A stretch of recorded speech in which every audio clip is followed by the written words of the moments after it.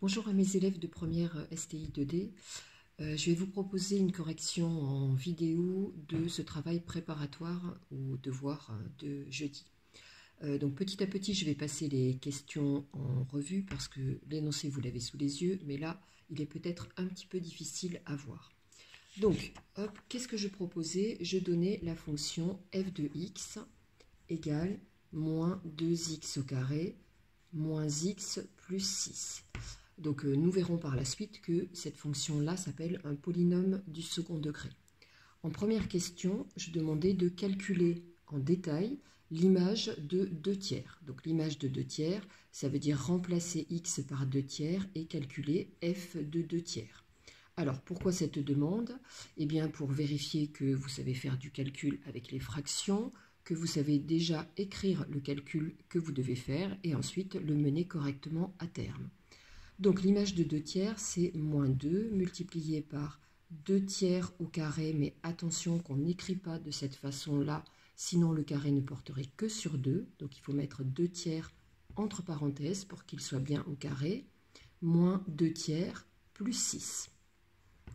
On fait ensuite le calcul, donc moins 2 fois, alors 2 tiers au carré c'est 2 tiers fois 2 tiers, donc 2 fois 2 ça fait 4, 3 fois 3 ça fait 9, moins 2 tiers plus 6. Moins 2 multiplié par 4 neuvièmes, c'est de la multiplication de fractions. On multiplie les numérateurs entre eux, les dénominateurs entre eux. Moins 2, c'est comme si c'était moins 2 sur 1.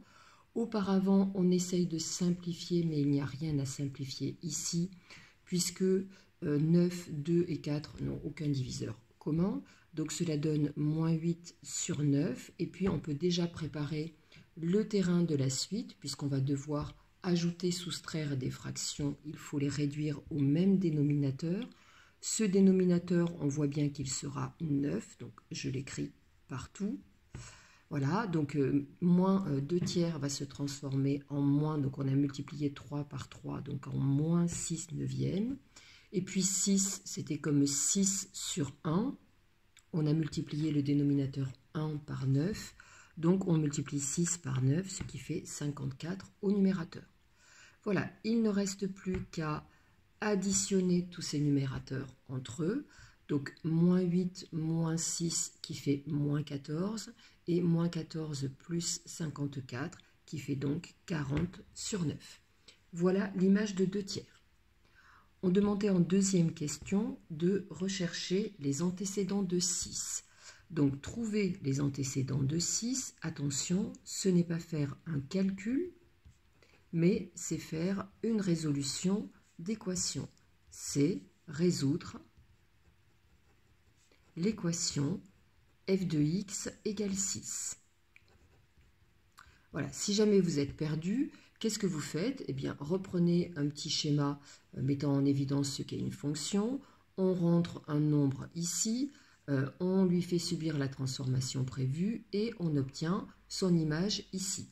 Donc quand on est dans ce parcours-là, on est dans un parcours d'image. Quand on est dans ce parcours-là, on recherche ce qu'il y avait avant le résultat. Donc on est dans un parcours d'antécédents. Quand on nous demande les antécédents de 6, ça veut dire que 6, il est en fait ici. On est donc en train de rechercher ce qu'il a fallu rentrer. Et quand on a des inconnus, eh bien, c'est le principe justement d'une résolution d'équation. Cette équation donc, quelle est-elle? Donc la fonction f était la fonction définie par f de x égale moins 2x au carré moins x plus 6. On doit donc résoudre l'équation moins 2x au carré moins x plus 6 égale 6. Cette équation est une équation du second degré. Alors, attention à la méthodologie. Équation du second degré, le principe, on envoie entre guillemets tout du même côté pour avoir 0 de l'autre. L'objectif, c'est de se ramener à équation produit nul.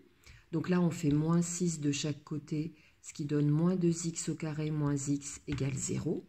Donc là, on a équation nulle, mais pas équation produit nul. Il faut donc transformer cette partie-là en un produit, donc factoriser. On voit que x est facteur commun. Je rappelle que la factorisation se fait pour vous en première STI 2D par le principe de facteur commun ou identité remarquable. Vous ne verrez une autre façon de faire que en terminale. Donc là, on factorise par x, facteur de moins 2x moins 1 égale 0. On a bien équation produit nul, soit x égale 0, soit moins 2x moins 1 égale 0, ce qui donne moins 2x égale 1, et ce qui donne x égale moins 1 demi. On est au stade de la réponse. Attention, une réponse doit coïncider avec la question. Les antécédents de 6 sont 0 et moins 1 demi. On pourra d'ailleurs le valider par la suite, puisque vous avez vu que la représentation graphique de cette fonction vous était donnée. Troisième question.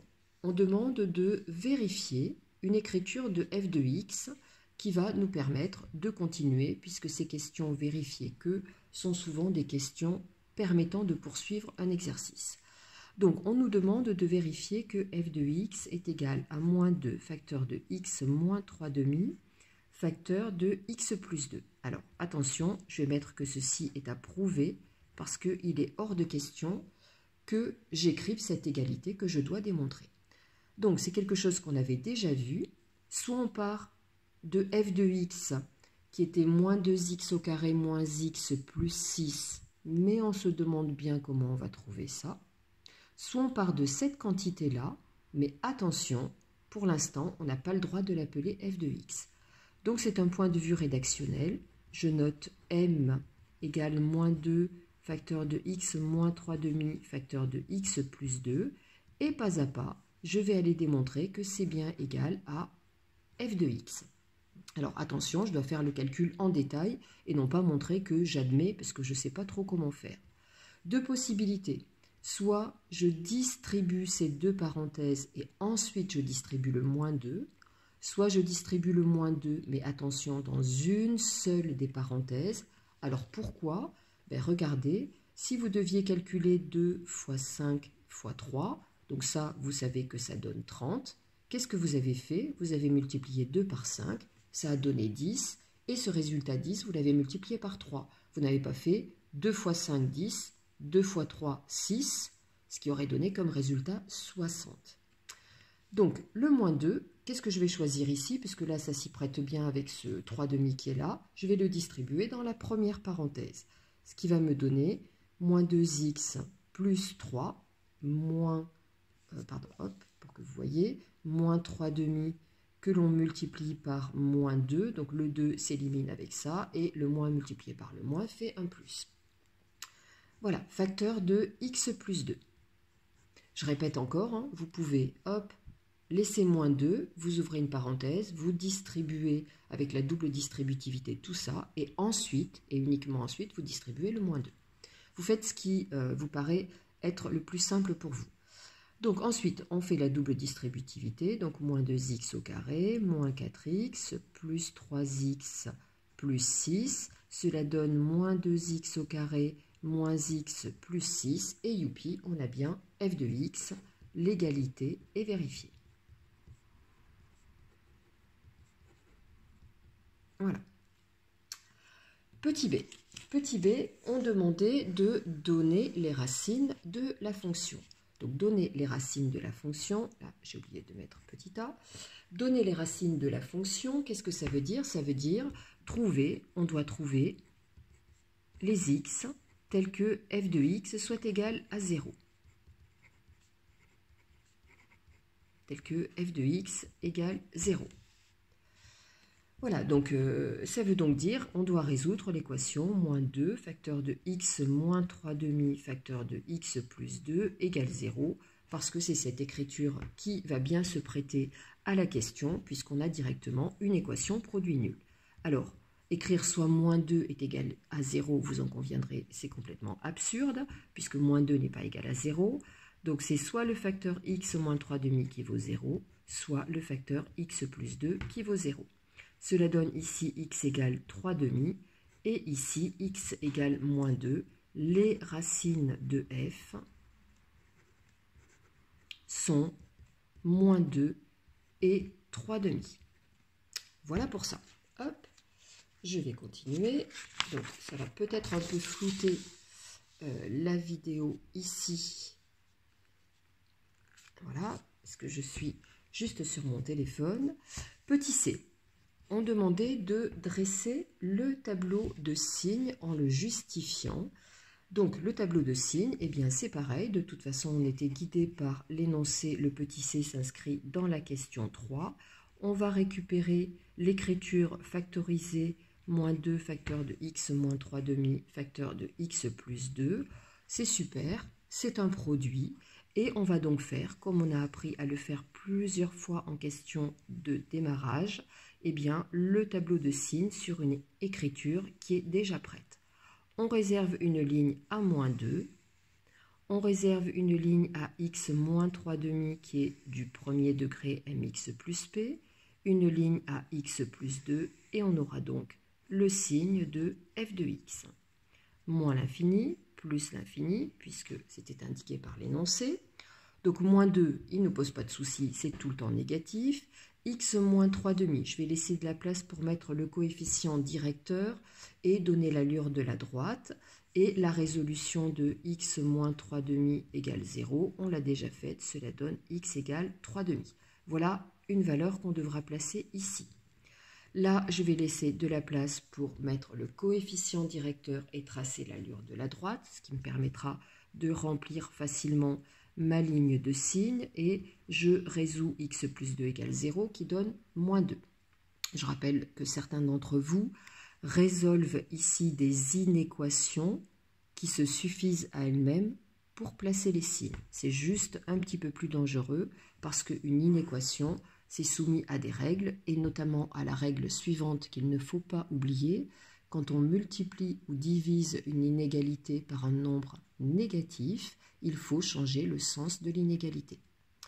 Voilà, donc j'ai préféré le faire par des résolutions d'équations. Donc, moins 2 est une valeur plus petite que 3 demi. Hop, je sépare bien mon tableau pour plus de lisibilité. Là, je mets le signe moins partout. Ici, donc, la racine, c'est 3 demi. M est égal à 1, coefficient directeur qui est devant le x. Ici, il n'y a rien, donc ça veut dire que c'est 1. Ça veut dire que ma droite a une allure. Alors, elle va venir couper l'axe des abscisses en 3 demi et elle a une allure de ce type-là. Donc, je vois qu'avant 3 demi, on est dans des quantités qui sont négatives et après 3 demi, on est dans des quantités qui sont positives. Même chose ici, m est égal à 1, j'ai oublié de mettre que c'était positif. L'allure de la droite, alors la droite va venir couper l'axe des abscisses en moins 2 et cette allure de droite est de cette forme-là. Donc, moins 0, plus, plus. Bilan, 3 signes moins que l'on multiplie entre eux, un moins. N'importe quel nombre qu'on multiplie par 0, 0. Ici, cela donne plus. Ici, cela donne 0. Et ici, cela donne moins. Et voilà pour le signe de f de x. Quatrième question. On disait que les deux points A et B avec pour abscisse x de A égale moins 1, x de B égale 2, faisaient partie de la courbe représentative de f. Cela veut donc dire que, eh bien, leur ordonnée, c'est l'image de leur abscisse, puisque c'est le propre d'un point qui appartient à une courbe, d'avoir son abscisse qui est dans le domaine de définition et son ordonnée qui est l'image de l'abscisse. Et donc, il suffit de calculer f de moins 1. Même chose, y de b, ce sera f de x de b, et c'est donc f de 2. La courbe étant donnée ensuite, on ne demandait pas de lire, et de toute façon, l'intitulé de l'exercice, c'était bien calculer les ordonnées. Donc f de moins 1, alors on peut utiliser les deux écritures, mais l'écriture initiale est plus adéquate ici. Donc moins 2 fois moins 1 qu'on n'oublie pas de mettre entre parenthèses, moins 1 plus 6, ce qui va donner, eh bien, donc moins 1 au carré, ici cela donne 1, donc moins 2 fois 1, moins 2, moins 1 plus 1 plus 6, et on obtient pour y de a, donc moins 2 plus 1, moins 1, et moins 1 plus 6, 5, ce qui d'ailleurs sera vérifiable sur le dessin tout à l'heure. F de 2, donc moins 2 fois 2 au carré, moins 2 plus 6, ce qui nous donne moins 2 fois 4, donc moins 8, moins 2 plus 6, et moins 10 plus 6 qui va donner moins 4, ce qui va être vérifiable sur le graphique. Je vais maintenant remettre le graphique ici. Voilà. Donc, j'espère que vous avez bien repéré les unités. Sur l'axe des abscisses, un carreau représente 1. Sur l'axe des ordonnées, un carreau représente 2. Donc, ce fameux point A dont l'abscisse était moins 1, eh bien, l'ordonnée 2, 4. Et effectivement, là, c'est en plein milieu. Ça coïncide avec notre calcul. B, son abscisse 2, son ordonnée, eh bien, moins 2, moins 4, cela coïncide avec le calcul. Donc, cinquième question, on nous demande de donner en justifiant l'équation réduite de la droite AB. Je vais le faire ici sur le dessin, bien évidemment, vous le faites sur votre copie. Donc, l'équation de cette droite eh bien, est de la forme y égale mx plus p. Je rappelle que m, c'est le coefficient directeur, et donc il se calcule par la formule y de b moins y de a sur x de b moins x de a, ou alors il vient se lire sur le graphique en faisant la marche d'escalier que je trace ici et surtout que je n'oublie pas de flécher. Et donc on divise le décalage vertical, donc le décalage des y, que l'on divise par le décalage des x. Le décalage des y, attention aux unités, donc moins 1, moins 3, puisque là on a donc un demi-carreau qui fait 1, ici 2, donc 3 au total, 5, 7, et puis ici 9, donc moins 9. Et ici, au niveau des abscisses, 1, 2, 3, donc plus 3 puisqu'on va sur la droite. Le coefficient directeur, eh bien, va nous donner, donc m égale moins 9 sur 3, qui donne moins 3. Donc, si vous le calculez avec cette formule-là, vous allez retrouver le même résultat, moins 3. L'ordonnée à l'origine P, eh bien, l'ordonnée à l'origine P, c'est l'endroit où la droite vient couper l'axe des ordonnées. Donc ici, P est égal à 2. Voilà, si on avait dû le calculer, je vais montrer comment on fait tout à l'heure. Et donc, l'équation de la droite AB, eh bien, AB a pour équation y égale moins 3x plus 2. Voilà pour ça. Alors, si je ne faisais pas sur le graphique, mais si je travaillais sur quelque chose de très calculatoire, donc je vais rappeler, le point A avait donc pour coordonnées moins 1 et puis 5. Le point B avait pour coordonnées 2 et 4. J'espère que ce n'est pas trop flou. On me demande une équation de la droite AB. Donc, puisque x de A n'est pas égal à x de B, c'est-à-dire puisque je suis assuré que ce n'est pas une droite verticale, alors AB a pour équation y égale mx plus p. Voilà, m est égal à y de B moins y de A sur x de B moins x de A. Ce qui fait donc 4 moins 5 sur, donc y2, pardon, c'était moins 4 pour B, donc moins 4, moins 5, sinon ça ne coïncidait pas, sur x de B. Donc attention, j'ai bien rectifié ici, B a pour ordonnée moins 4. X de B, 2 moins moins 1, donc 2 plus 1, et on retrouve bien notre moins 9 sur 3. Donc l'équation, donc AB, a pour équation, pour l'instant, y égale, hop, là j'ai pas fini le calcul, moins 3x plus p. Comment on obtient p? Eh bien, on utilise un des deux points. Tiens, je vais prendre le point B, avec B de coordonnées 2, moins 4. On a, donc les coordonnées de ce point doivent vérifier cette équation. Donc son ordonnée y, qui est moins 4, est égale à moins 3 multiplié par 2 plus p. Donc moins 4 est égal à moins 6 plus p. On fait plus 6 de chaque côté, et ce qui fait moins 4 plus 6, 2. et on retrouve bien AB a pour équation y égale moins 3x plus 2. Voilà, dans le travail qui nous était donné dans cet énoncé, on était sur ici un travail qu'il nous avait dit, on donne la courbe représentative, donc les deux travaux sont acceptés. Ce travail-là qui va être un travail purement algébrique et le travail qui s'appuie sur le graphique. On nous disait ensuite, et là je remets la courbe ici, voilà, on nous disait ensuite que cette droite AB était la représentation graphique de la fonction G. Donc ici, vous avez la courbe représentative de la fonction G et ici, en vert, la courbe représentative de la fonction F. Et on me demande de résoudre f de x, je vais l'écrire ici, alors hop, peut-être ici en espérant que vous allez bien voir, on me demande de résoudre l'inéquation f de x strictement plus grand que g de x. Qu'est-ce que cela veut dire? Eh bien, trouver les parties de courbe de la fonction f qui sont strictement au-dessus de la courbe de la fonction g. Donc ici, toute cette partie-là, eh bien, on est en dessous, donc CF est en dessous de CG. Là, tac, on est passé au-dessus, et là, on est en dessous.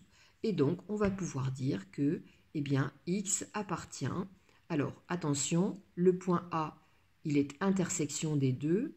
On a une inégalité stricte, donc F, la courbe de F et de G ne peuvent pas se couper. Donc, hop, on va chercher cette abscisse-là et on va l'exclure. X appartient à moins 1. Et on a dit que ça concernait toute cette partie-là de courbe, donc jusqu'à l'abscisse 2, qu'on ne prend pas non plus, puisque on ne veut pas f de x supérieur ou égal à g de x. Voilà pour cet exercice. Alors bien évidemment, là, j'ai donné la réponse de la question 6 sur le dessin. Il est bien évidemment hors de question de faire ça. Je l'ai fait ici pour des raisons de place sur ma mise en page. Voilà pour cet exercice. Je vous donne rendez-vous pour l'exercice numéro 2.